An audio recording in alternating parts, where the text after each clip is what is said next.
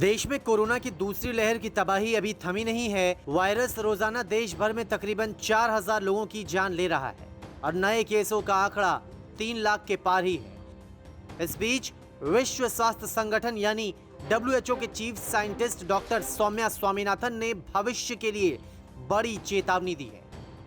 उन्होंने कहा है कि आने वाले वक्त में कोरोना की और लहरें भारत में मुश्किलें बढ़ा सकती है। कोरोना से जंग में अगले 6 से 12 महीने भारत की कोशिशों के लिहाज से बेहद अहम रहने वाले हैं। एक अखबार को दिए गए इंटरव्यू में डॉक्टर स्वामीनाथन ने कहा, महामारी के इस जंग में बहुत कुछ वायरस के विकास पर निर्भर करता है। वेरिएंट्स के खिलाफ वैक्सीन की क्षमता और वैक्सीन से बनने वाली इम्यूनिटी कितने समय तक लोगों का बचाव करती है, ये काफी मायने रखता है। इनमें बहुत कुछ बदल रहा है।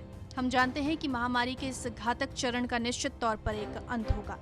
साल 2021 के अंत तक हम ऐसा देख सकते हैं जब दुनिया की तकरीबन 30% आबादी वैक्सीनेट हो जाए। यही वो वक्त होगा जब हम लगातार हो रही मौतों में गिरावट देखना शुरू करेंगे। इसके बाद 2022 में वैक्सीनेशन में तेजी आ सकती है। महामारी का दूसरा चरण चल रहा है। अब भी कई मुश्किल पड़ाव बाकी हैं। हमें अगले 6 से 12 महीनों के अपने प्रदर्शन पर ध्यान देना होगा, जो कि बहुत मुश्किल समय हो सकता है।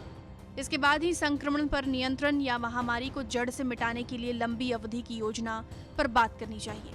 हम जानते हैं कि वैक्सीन से बनने वाली इम्यूनिटी और कोरोना संक्रमण से बनने वाली नेचुरल इम्यूनिटी कम से कम 8 महीने तक रहती है। जैसे जैसे समय बीतता है, हम ज्यादा डेटा कलेक्ट करते हैं। इसके आगे डॉक्टर स्वामीनाथन ने बताया कि WHO ने अब तक वेरिएंट ऑफ कंसर्न में 4 वेरिएंट शामिल किए हैं। इनमें B1.617 सबसे नया है, जो कि सबसे पहले भारत में पाया गया और बाद में दुनिया के तकरीबन 50 देशों तक फैल गया। B1.617 निश्चित तौर पर ज्यादा संक्रामक वेरिएंट है।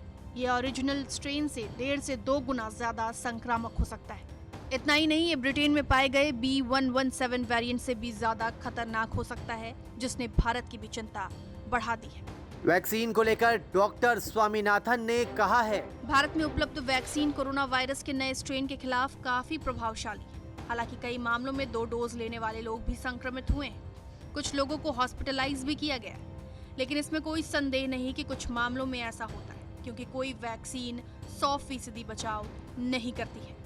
हालांकि 2 डोज वाले अधिकांश लोग घातक बीमारी से बच निकलने में कामयाब हुए हैं। कुल मिलाकर देखा जाए तो कोरोना के खिलाफ बड़ी जंग अभी बाकी है। इसे जीतने के लिए सरकार के साथ जनता को भी मिलकर काम करना होगा। सही जानकारी के साथ सावधानियों को अपनाकर हम कोविड के खिलाफ लड़ाई जीतने में कामयाब हो सकते हैं। न्यूज़ तक ब्यूरो।